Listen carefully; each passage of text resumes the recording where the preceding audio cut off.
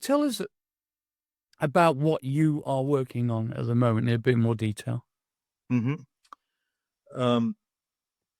Well, I I I work on one project where I try to help out a Brazilian composer who got lost in 1970.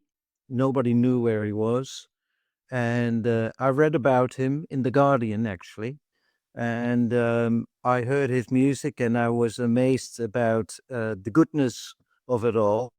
And I always have a sympathy, I guess we all do, for people who are overlooked. Yes. So what I did was I tried to locate him worldwide, and I found him. Wow. And actually, that was within a couple of days that I found him, not by physically going there, but with a CNN correspondent who I know, and he's based in Brazil, and he found the guy in the favelas outside Rio de Janeiro. Get away. And we had an interview with him, and I made an oath, a promise to make his music more known to the world. And that was his dearest wish. And now, 2 months ago, he passed away. And I'm trying all sorts of things to try and get his music across. So his name is José Mauro. Mauro, right? Yeah, yeah.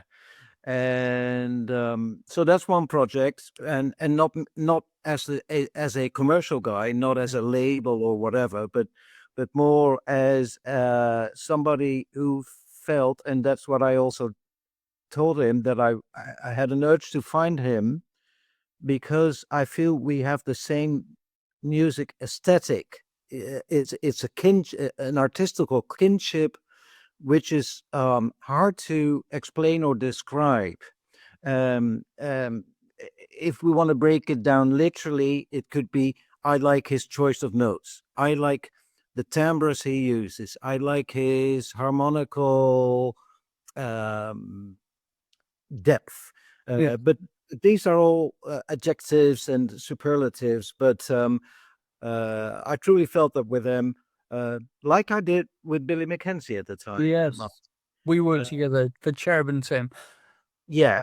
Stephen worked with Billy McKenzie, and I worked with Billy McKenzie too. And we didn't know each other at times. No, not at all. No. And we've become friends over the years. And also, Stephen has worked with Glenn on various projects. Yeah. So that's one project. The other one is my new album, which is also part of my what I guess I should call my 2.0 version of trying to be an artist, composer, musician, because I have the hearing problem. So what I have is, next to the tinnitus, we could talk about a bit about the influence that on. I'm sure that will come around later, but in short, what it brought me is an asymmetrical auditive perception of life, really, because one ear is shot, it's gone. I can't hear with that, except the little nagging tone in there from the tinnitus, but the rest is deaf. What it brought to me is, when I'm on a bicycle, which we all are here in Amsterdam, that's okay, except when the car uses its horn, I can't hear where it's from, so I'm potentially in danger. Well, I thought, let's convert that handicap into an artistical challenge, really.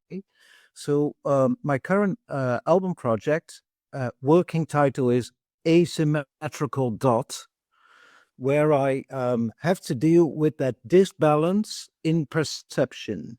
Wow. And that actually showed me, and that's the positive side, I think, of things. Comparable to, let's say, an Olympic, a Paralympic athlete.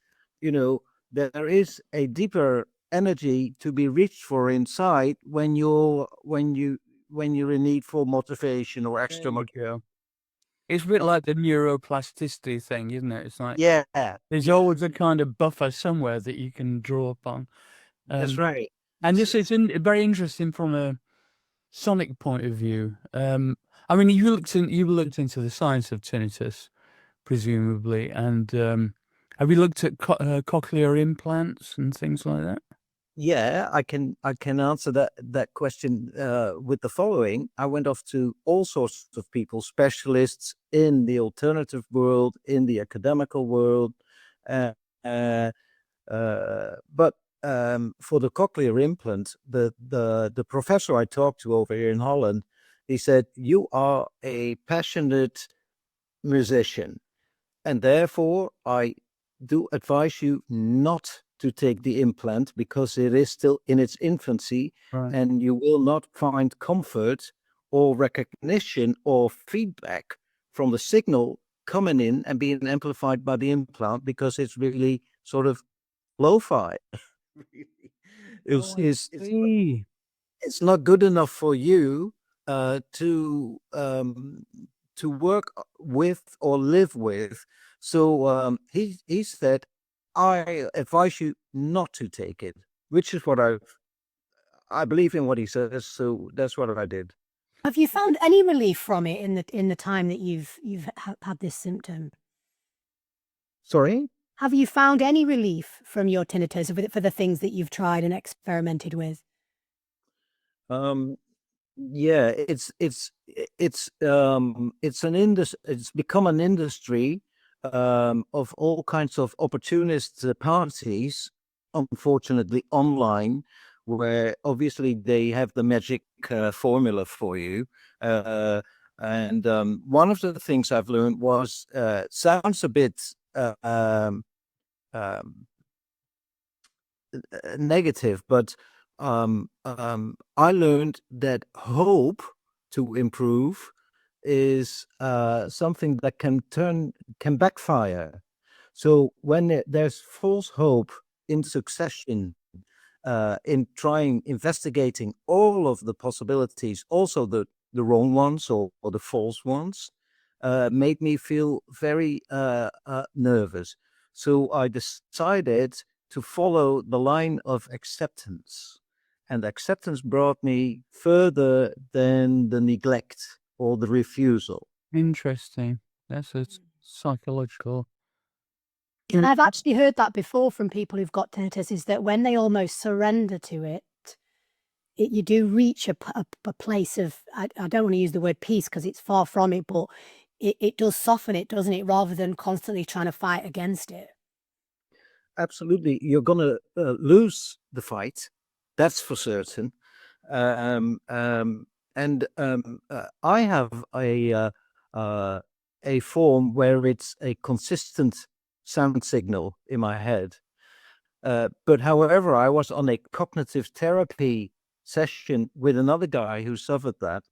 And however, he had a different form, being the pulsating variation. Wow. Meaning that you hear a kind of a beat going on, a rhythm, and the terrible tragedy he had from that was that the habituation element of getting used to it is taking longer when it's not a constant sound. Yeah. It's interesting, isn't it? So the sustained sound, the prolonged sound, the legato is apparently for us humans easier to get accustomed to than a pulsating sound. I think which so. is It constantly activates your attention. Yeah. It's a bit like I suppose the analogy is getting used to a smell. You know, you Indeed, can smell onions all the time. After a while, your cognitive process just gets rid of that smell. You get there. Whereas if it's constantly been, if you get onion, chewing gum, whatever, constantly changing, your brain is going, oh, I need to listen to this now, or hear it, or taste it, or smell it. Yeah. Anyway, Yeah. okay, that's absolutely fascinating, and I don't envy you one bit. I have to say I've had slight tinnitus very occasionally, and it's not very pleasant. Anyway, how's it affected your composition, do you think? Very much so, because the tinnitus was where it all started for me in having a handicap, but it soon evolved in lesser hearing. As I said before, that the last moment was about 7 years ago, that I could still hear a little with my second ear, except that whatever somebody was telling to me, I internally received it as a crunchy noise. Oh, how irritating. Didn't hear the speech. So, but that didn't last. So it fell out completely after that. So that was the deafness partially added to the tinnitus. And thirdly, what happened to me 3-4 years ago was that it's also has had affected my my balance organ. I'm not sure Right. English for that, on the left hand side. Do you fall out? Yeah, so I started to also be in disbalance and couldn't walk, and sometimes you had these rooms spinning for hours, and so that holy trinity of negativity it has a disease name called the disease of Meunier. Oh, I've heard of And it. yeah, and the the good thing was that last year I got a full examination by a team of over here in Holland called the Dizziness Expertise Center, and what they do is, and what they have is neurologists, psychologists, ear, nose, throat, even therapists. I don't recall the name from, but they did what I thought was good, is a cross-disciplinary examination. So you're being examined the whole day with different stuff. But then at the end of the day, they said there's good news, there's bad news. The bad news is that your ear is, your inner ear has gone, but also your balance organ is also unfortunately fading out. So it's inactive. We can't do much about it, but the good news is that because they're both now faded out, our earlier cases tell us that as a predicament that you might no longer have the dizzy spells anymore, because there's simply no triggers anymore left there to cause a spell. Right. So that was the good news. So what I asked the team over there was, what should I tell dear people, to my girlfriend, when we drive home after this intense day? Do I have the disease of Meunier, or did I used to have it? Right. And at that moment they became car salesmen, saying no guarantees, of course. Oh, yeah. Caveat emptor. Yeah. Okay, well, we've dealt with, wow, it's quite deep, isn't it? And there is beautiful stuff to come out of what happened as well, because you made the album Mount Mundane, which was a bit of I guess, a part of your healing creative process as well, which was born from having tinnitus. And what a beautiful album that is. I was listening to it this morning, and it's interesting to see that what can be created out of grief and pain is a true sign of the strength of the human spirit and the resilience that it then shaped your creative process and made something beautiful out the other side. Yeah, well, thank you very much. You're very kind. In a way, I can reply to you as much as to Martin's earlier question about how it changed my my music making. So what I couldn't do is listen to music that is, in tonally speaking, in a different pitch to the tone I hear in my head Oh, constantly. wow. So what happens is that if you quite literally start composing in, let's say, the key of C to be easy, middle C, here we are, except my personal internal tone is pitched a B flat, meaning you get during conceptioning and composing. And what is composition? That is actually plucking sounds from the universe. Then, unfortunately, what happens is that it could sometimes tonally clash with the one inside. So that means if you want to be a very rational person, then okay, I'll quit or whatever. But I decided not to quit and to see what I could do to create and embed the tone I had into the new compositions. And that sort of showed me a path where I could walk and head for, not only in terms of technical stuff, but also, well, if I may explain a bit further about the technical stuff, musically technical. The other stuff was stop listening to what fatigues you or is doesn't feel corresponds with your condition. So that means no aggression, no, and lots of music which is labeled, it's frantic, it's energetic. Now I know, no, it's aggressive. Oh, interesting. For me, that is. And you know what? The handicap has become your, is that in English correct? A barometer. Yeah, barometer, yeah. Barometer, yeah. So it's my handicap now telling me what is right or wrong for me, or uncomfortable or uninteresting. So the first thing out was pulsating rhythms. So it has to be soothing, it has to be fluent to meet my condition. And I started thinking about that a bit more and feeling what would be right to do. Trial and error. And just heard when I played a simulated clarinet or a flute would be much more interesting and better for my condition to work with, rather than an aggressive sound of a guitar and that brought me into doing a bit of research in the area.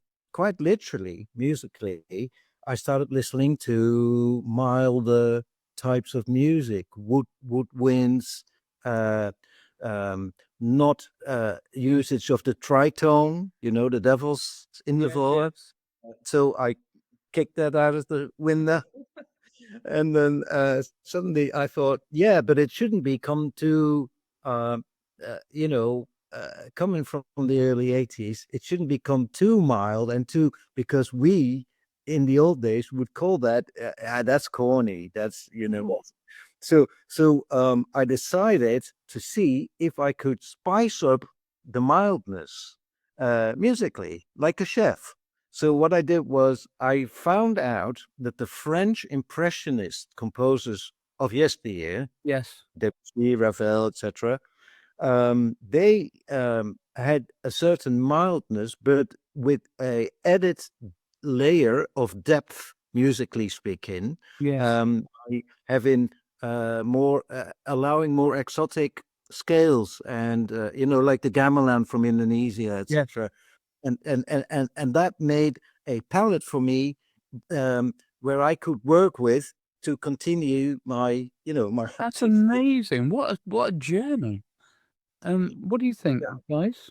Well, just turning personal hearing loss into orchestral creation is so powerful and hopefully so inspiring for people out there who are listening that may have a similar condition, and looking at how they can adjust their own music taste to create something. So are you saying more like drone type ambient, more passive tones are better rather than something a bit more full frontal?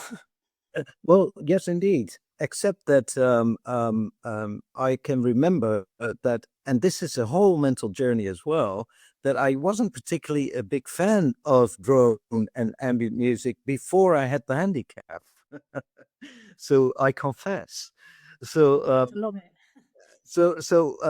it was a whole and indeed that old sort of reserve towards that genre came back whilst composing, and so I decided no, we're allowed thematical development within the piece, so that it's not only repetitive but it can flow nevertheless with differentiation in it.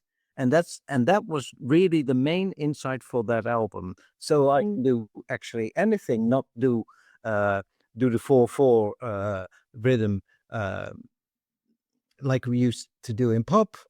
I don't need to do the almost new ageian style of repetition, because that might be too monotonous. So that's where I found inspiration from other types of music, where you have mildness, but the undercurrent could still be of danger without being aggressive.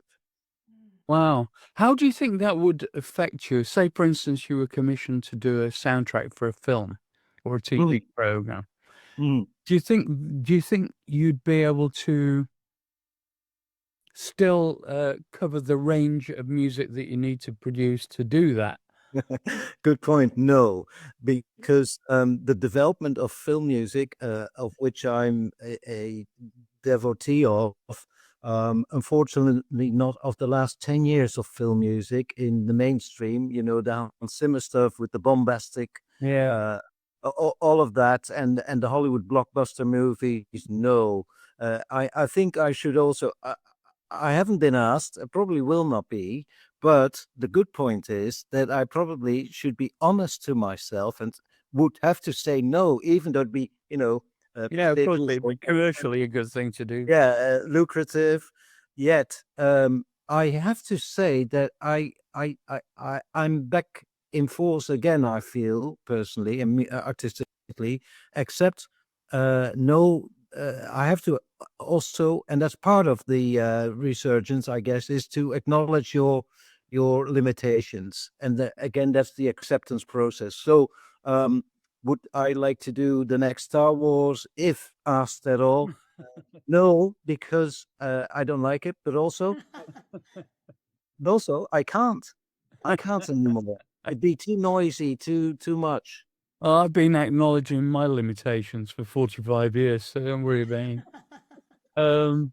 In fact, I've made a positive out of a negative. But have you had any encounters with anything to do with sound healing or the kind of things that Cherub and Tim are specialize in? Have you ever done anything associated with that or experienced it?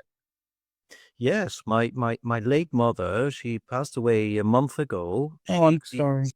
Thanks. She was a special lady because in the mid-60s, before the hippie trail and before the Beatles and the Beach Boys, took me as a small boy off to India in an Austin Mini from Holland. Wow. And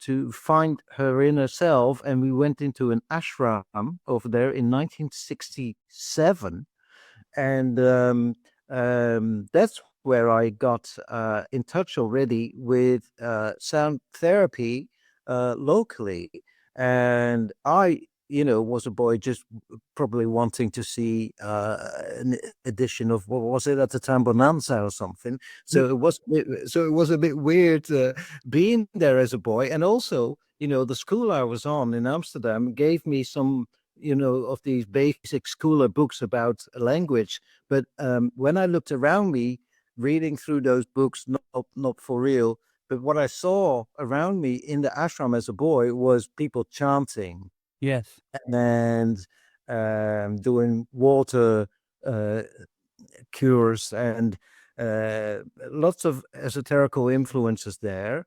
And that was my first encounter with that. Later on, my mother became a teacher herself in Reiki,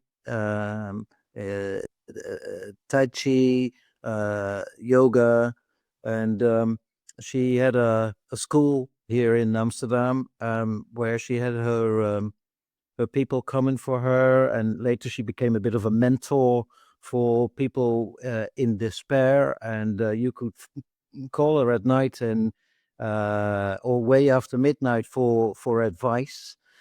And often that was also to do with how can we help that person in need.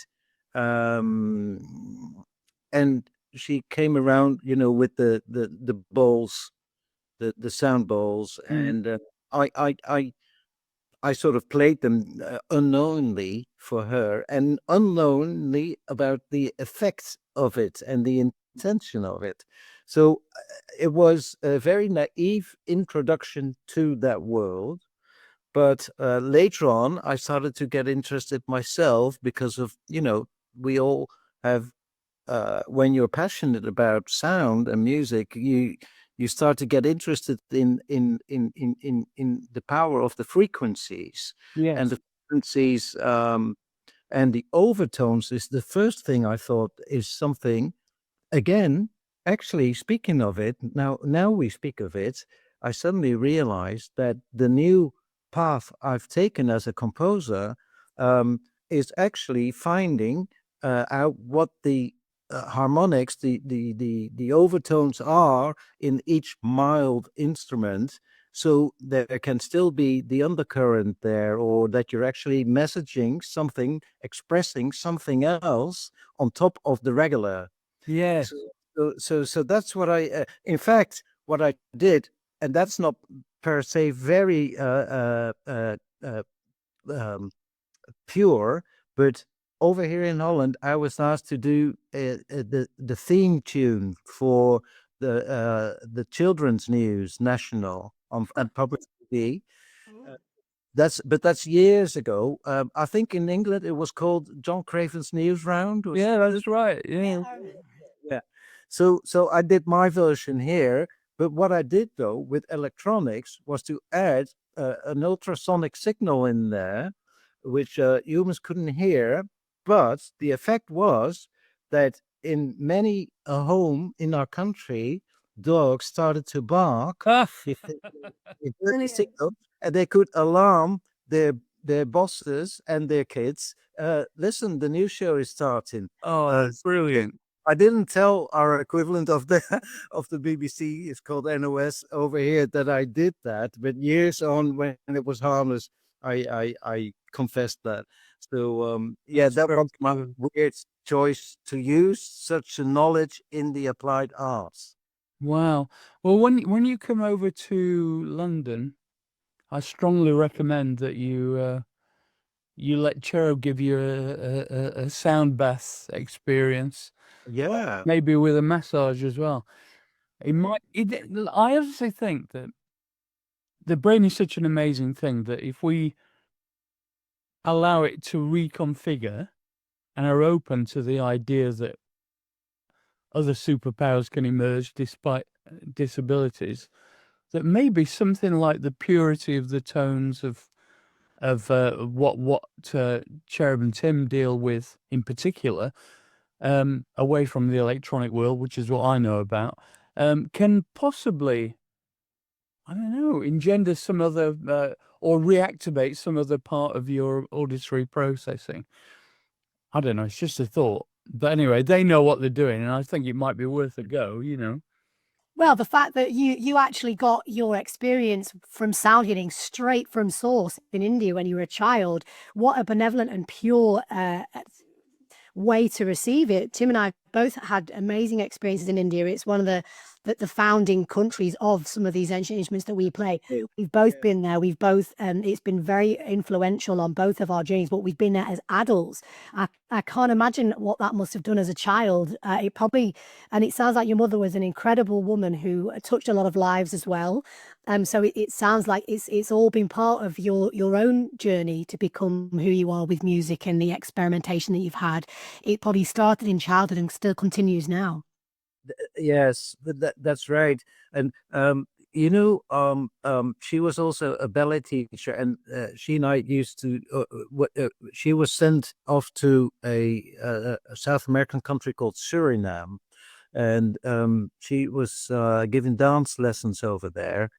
And she was meant to do that post-colonially, so by the Netherlands, with teaching the local people Stravinsky or something. But she saw that the whole situation was quite different over there culturally, so she decided to do free dancing with her pupils. And one of the first musical groups I heard over there in 1970 was the group now commercially known as Santana. Wow. However, I met the guy, Carlos, and he told me a story which might be of relevance here. I'll be as brief as possible. He said that he's known for the sustain portion in his guitar. There is this sort of feedback type of thing so that the tone extends almost limitless. Yeah.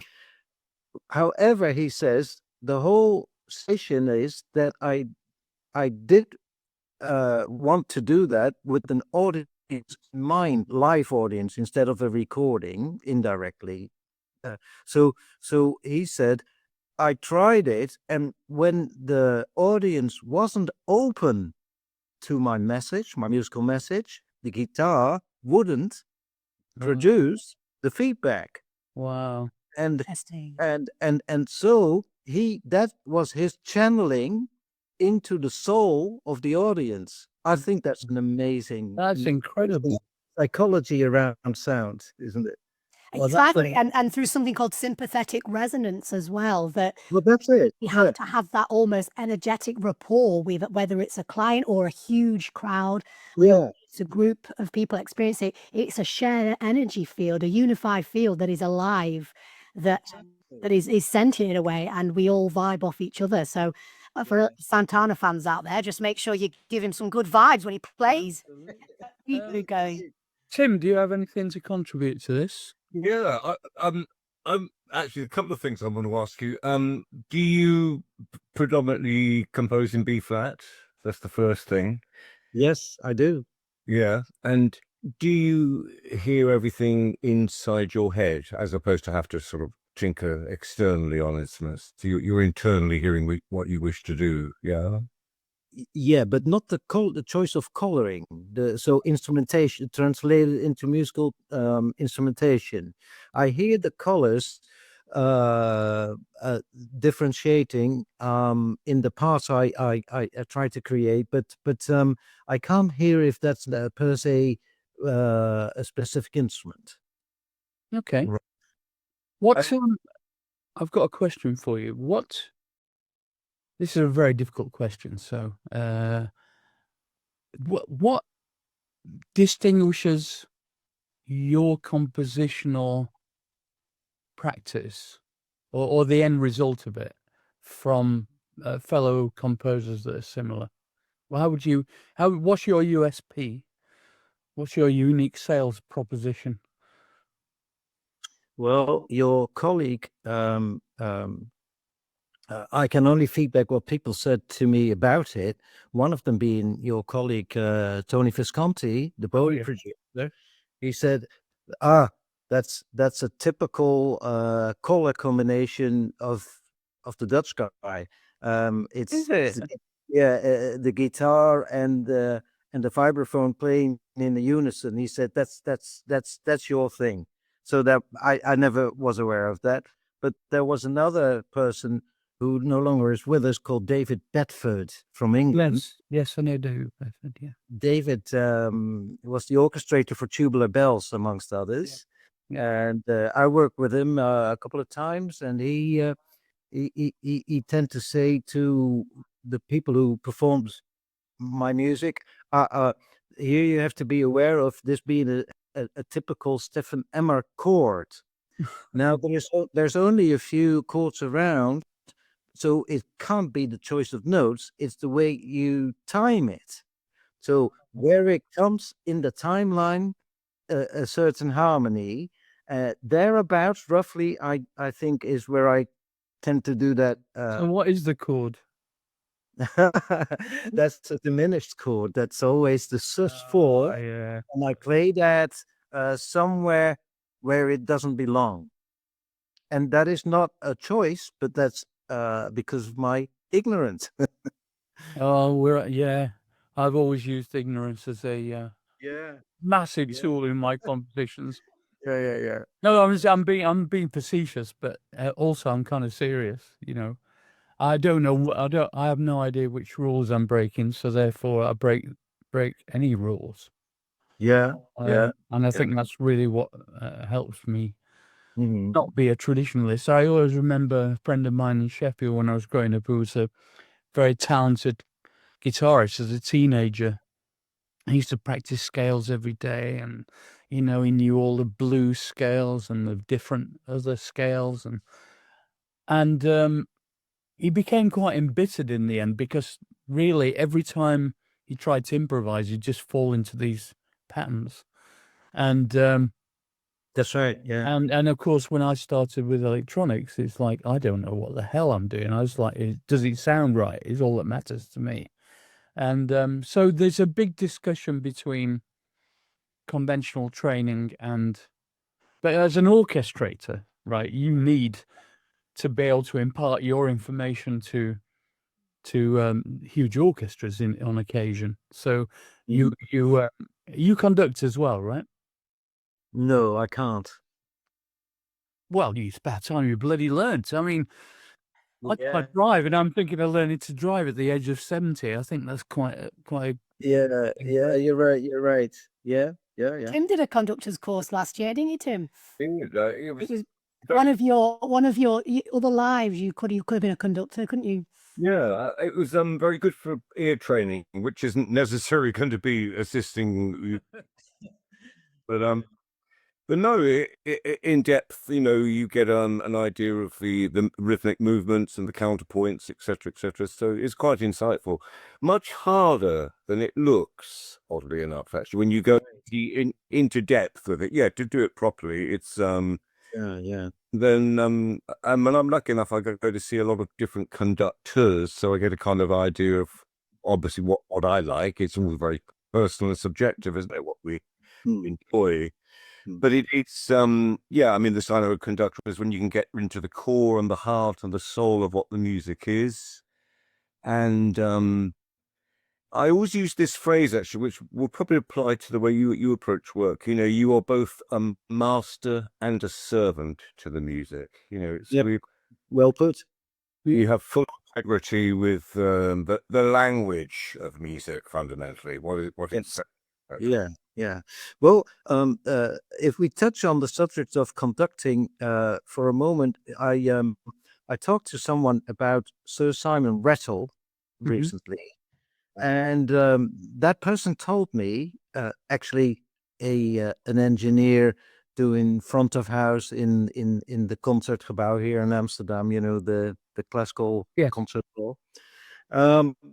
So that person told me that Sir Simon Rattle measures the room when he enters the room. He measures the room and the characteristics of the room or hall with his ears. And this way, he knows how loud the orchestra should perform under his direction the same day. Interesting.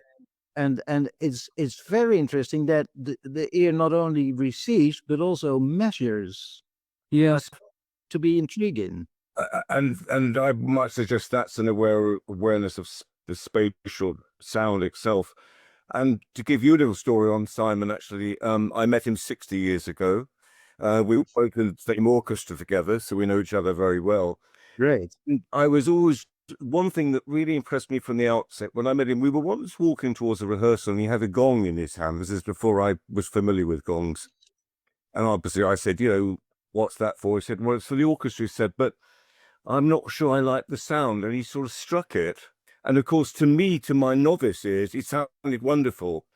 And immediately, he's the same age as me. He said, I don't think it's right. It's not the right harmonic coming out of it. So even at that stage, his ears were so finely in his perception.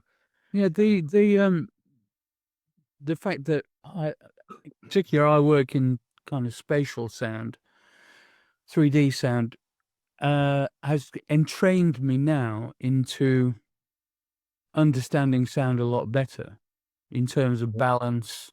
And also, you can't get away from, when you walk into any new acoustic environment, doing exactly what Simon Rattle did. But it's even possibly even more, not as technical a detail as him, but in more spatial detail. I automatically analyze the spatial characteristics of any space I go into, and it's something I can't switch off. It's fascinating. How do you do that? How do you analyze it? I can't help it. It's like I can visualize. Yeah. Because I'm so used to connecting synesthetically with the diagrams of the 3D sounds. Yeah. I can visualize how far away sounds are, what the characteristics of the internal reflections are, what the absorptive characteristics are. I worked with Arab Acoustics, who my friend Raj Patel. We did a big project in Mexico, and he was the kind of technical end of it, because they're like one of the world's most respected acoustic design teams. And they just designed, this was 15-20 years ago, they just designed at that point a way of visualizing sound in 3 dimensions for characteristics. So they would use, they would go into various concert halls and create an impulse response, a white noise impulse response, measure which frequencies came back out of the broad range of frequencies and at what level, in what direction. So it looked like a big, kind of sea urchin, 3-dimensional sea urchin of amplitude and pitch. Amazing technology. And he was asked, and the reason I mention this is because they were asked by a very, very rich guy whose big passion was sound, to create the best sounding auditorium that had ever been built. And so he was commissioned for 2 years. Can you imagine how much this cost? 2 years to go to all the most famous concert halls in the world and do this analysis. And then at the end of that process, combine all this information and go, this is the ideal size, this is the ideal shape, this is the ideal internal cladding absorption characteristic, this is the ideal blah blah, etc. All the factors. And then they created this perfect, supposedly, impulse response based environment that they could play things into to hear in a neutral space. And it didn't work. No. Yeah. I thought I was on the edge of my seat. Yeah, I know. This is really interesting. And the reason it didn't work is because they didn't take into account the almost unmeasurable absorptive characteristics of aged wood in concert halls. So there's a very famous concert hall in Austria, and I can't remember the name now. You probably know it, Stephen. But anyway, it's supposedly the best sounding concert hall, medium-sized concert hall in the world. Yeah. And it's made of, and like, as you'd expect with a Stradivarius violin or whatever, over time, the resonant characteristics of this thing change and mature. and generally it makes things sound better. And this is the same with this console. It's like being inside a giant Stradivarius. It just is the perfect amplification, reinforcement of the correct frequencies, but it also softens the most extreme. It's like a natural acoustic compression characteristic also. So what this guy ended up doing was, after 2 years of research, he ended up building a replica of this concert hall, but he can't get that wood, of course. So they couldn't. It never sounded as good, and it never matched up. Failed mission. And it cost tens of millions. Wow. Plus, to be honest, it's a lot of is subjective too. Actually, we're all different. I mean, I personally can't really go to the Albert Hall to hear acoustic music because I just can't hear properly. Whereas the Albert Halls in London, which are absolutely extraordinary for it. Going to Stradivarius, it's funny you mentioned the wood actually, because only the other day I read a possible clue to his the secret to his recipe, which is the wood. But in those days, they had a lot of wood worms, and they had in Cremona a particular repellent, oil that they would put on. And it's that apparently which secreted into the wood, which... There you go. Wow. Insider knowledge. Yeah. Yes. I love that. I suppose the analogy is all those amazing kind of Middle Ages paintings and stuff, and over time the lacquer changes the nature of it. And when, of course, a lot of art galleries, they get curated and go, oh, we're going to clean this up and it'll look like it used to look originally. And then, of course, they've ruined it. And it's happened to so many paintings because people like the patina of age. Yes. Yeah. In sound, in vision, smell, the smell of ancient books. Yep. Everything and all. Anyway, getting back to the point, Stephen, are you synesthetic? So I worked for a art installation once to be televised. That was the work people might know called Prometheus Poem of Fire by Alexander Scriabin. Oh yeah.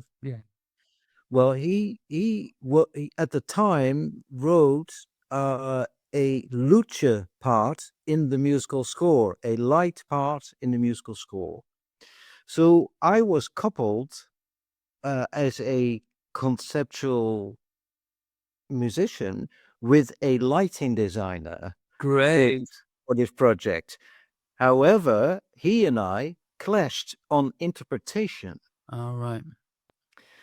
And that brought to mind that the experience of the cross-modal wired people are Subjective. And then you can also make a distinction between voluntary, namely artists using the concept, or involuntary, and then whatever you do, if you cook and you get your involuntary cross-modal experience by putting on the oven, then that's not so very nice. So there is a whole distinction there to be made. But artistically, what I see over there, Tim, behind you, is the painting intrigues me almost as much as our dear conversation with all of us, because the colorization, like with a Gauguin or with a Degas or a Raoul Dufy, these are all painters who I feel are very musical in choosing their palette. And I love what is behind you. I really like it. Thank you for that. But I'm going to add one thing. I studied the flute originally, and I learnt with like the greatest master in the world, who's an old Frenchman, elderly Frenchman, who, as it happened, played in all the premiere performances of The Rite of Spring in Paris at that year. Wow. No, of 1913, 1914, he's playing flute in the Paris Opera, like all those pieces. So I'll tell you two sides to the story. So the way he used to teach me, he used to take little operatic arias and make it play very vocally. And he would always say, you must play like a poetry. But by the same token, he would talk to me about color. And because he was in that era in Paris, he actually had some extraordinary paintings, which were obviously priceless, but meaningful at that age. So I remember he said, I wish I could remember. Anyway, it was Alfred Sicily. He said, you look at this Alfred Sicily behind me. He said, you look at the blue. This is the first sound of the color you're making. He said, now it goes darker. You darken a little bit, and then the orange of the sun is rising, and you change the color completely. So conceptually, you're constantly making this shift within the sound, within your own intention, actually, to a degree, actually. Yeah. Yeah. Beautifully explained. Fantastic. Yeah. Wow. You've blown my mind. Yeah. The analogy you can make between the vibrational aspect of the two disciplines is still further to be developed by us all, I feel. You know, we refer now to 100 years ago. In the meantime, obviously, people have been working with and on it, but I feel yet something has to materialize that will convince larger audiences of its significance. I'm with you completely. I think it's under-researched. Yep. I need to mention one thing before I forget, is there's a new Taschen book that's just come out. Right. Called, what was it? It's something like systems of color or schemes of color throughout history. So it shows how color was perceived throughout different stages of history. And I strongly recommend getting it. It's very good. It's made me think differently about music, because a lot of the similes are to do with musical similes, also poetic similes. Yeah. I just believe all these things are very, very closely connected. Yeah. And I think we just give it this we bundle it all together under this term synesthesia. But the reality is our brain works in interacted ways all the time. It's whether we're consciously acknowledging it or not. And may I add, whether we have the capacity within our to experience it, because obviously sound goes beyond 20K. It goes below 3 hertz, whatever. That's the thing. So it is, again, it's the perceptive thing, but I think it's it's a vibrational language above all else. With the idea of color as well. I mean, sound in its own way has a direct relationship to light. When you speed sound up, it has the capacity to create light, as was done in many ancient sites by our ancient ancestors, actually. So there was a previous understanding to a degree. Yeah. You've heard of the phenomenon of the whip crack. The whip crack is one of the few sounds that is faster than light. Yeah. I never hear it personally. what you do in your own spare time is fine by me. Okay, we're coming to the end of this. It's been an absolutely fascinating discussion. It's really good, actually, Stephen. Brilliant. Yeah, I've really enjoyed I it. think, Martin, perhaps you were referring earlier in our conversation now that, to bring the good cause, if I may call it that, a step further, and in analogy to the cross-disciplinary team in the Dizzy Expertise Center, I feel we, and perhaps a few others, should be talking partners in another sort of cross-disciplinary team. That's the idea of this. Yes, is to create a kind of community that can enhance and amplify, if you forgive the pun, the knowledge that we have. Yeah. I'd be very much into that. Well, if you're up for it, then you could be one of the first golden ticket winners, you know. Trump style. Yeah. Excellent. A couple of silly questions at the end. Well, not silly. Hey, that's of the format. Yeah, the format, but not as stupid as that. What's your favorite natural sound? Water. Yeah, pretty much for most people, I think. Mhm. What is your? Right. This is relevant to you, I think. I asked this question because it's something that happened to me. I'm not going to repeat it every episode, but I had a transcendental moment in a particular opera where I just felt like, the doors of perception have been opened, and it's like Mhm. blinding light and just totally, floor to ceiling thrill. A Yeah. transcendental moment in composition. What is there anything like that for you? Is there anything you can think of that Well, from anybody else's stuff? that's more difficult. Anybody else's stuff.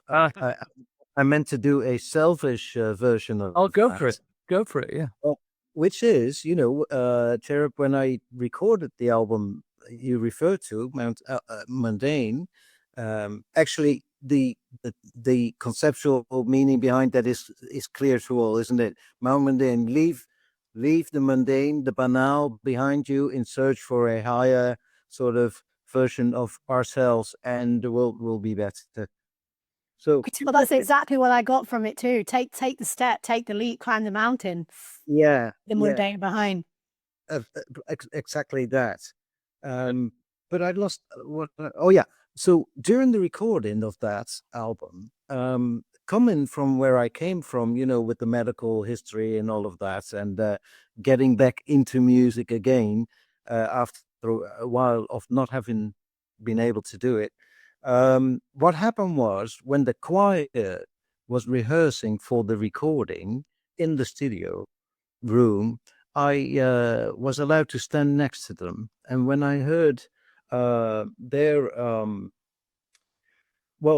accumulated vibrations in the choral harmony, what happened was something I didn't experience before, which is that I felt, with a bit of melodrama, if you permit me, I felt that my artistical identity and my personal identity became one. Wow. And that was a very, very elevated type of experience. I have to tell you, it's the kind of experience where you could say the obvious afterwards, being, right, if I'll be overrun on that bloody zebra over there on the crossover at Abbey Road where it was, fine by me, because I've reached Emperor Nirvana, yeah. Yes. yeah. But with an enlightening long tail. Yeah. Yeah. So I love that. That's something we should all aspire to, isn't it? Those moments. Gives you more fulfillment, of course, but also balance, rest, ease, calmness, acceptance. Everything is encapsulated in that experience for me personally. Wow, that's an amazing explanation. I've never heard anything quite so beautifully put. Okay, final question. Well, I think you probably answered this, but what's the favorite of your own work? Of my own work? Yeah. Yeah. Oh, It's not the great. It's not the greatest hits. It's mind you, I'll do it this way, if I may. The same experience translated into more resonance of the listeners. So what I felt there with that experience we just referred to, this album, and it's not that I'm in music for acknowledgement as such, but it is nice to get feedback. And the feedback was very specifically that over the last half a year since it's been released, I've won 15 international awards for that music. Now, before that, I only had my swimming diploma stuff. So, and I made an awful lot of music beforehand, but it never happened. So unintentionally, I have to conclude and hope that when you reach that point of that you actually have something to offer to others, when you are in balance yourself, artistically and also humanly, then response is quite different, apparently. And that was an amazing thought. You know, it's very powerful. kind of related to the whole notion of manifesting, isn't it? This idea that if you really focus intention on something, particularly creatively, that it kind of comes into being. It's such a beautiful notion. It's a phenomenon, really it is. But also very interesting from a human societal aspect, seeing that more people should only start to broadcast, send out whatever they intend to when they are sort of in balance. I'm with you. This is such a good place to end this, I think. That's a great summing up of your spirit, and I'm such an admirer of your work, Stephen. Honestly, it's everybody needs to go and check it out. Thank you for your time. Really appreciate it. What a creative journey. Thank you for sharing it with us. Well, my pleasure, and so nice meeting you. And we're all, we all deserve kinship. Yes, and we are fellow travelers on this spacecraft, so we need to create this community that we talked about and reinforce. I mean, I don't know about everybody else, right? You often feel like you're kind of on a solo journey. It's some kindred spirits, but we don't fully understand. But I'm starting to think with these things that we're recording that it's necessary to create this nucleation site for ideas and development in the future. And I think you're right, actually.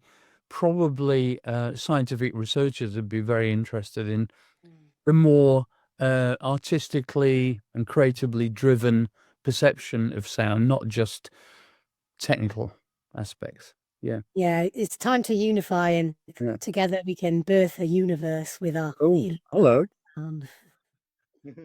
Over that part. All right, I'll see you all later. Thanks. Bye. Thank you all so much, and speak again. Yeah, absolutely.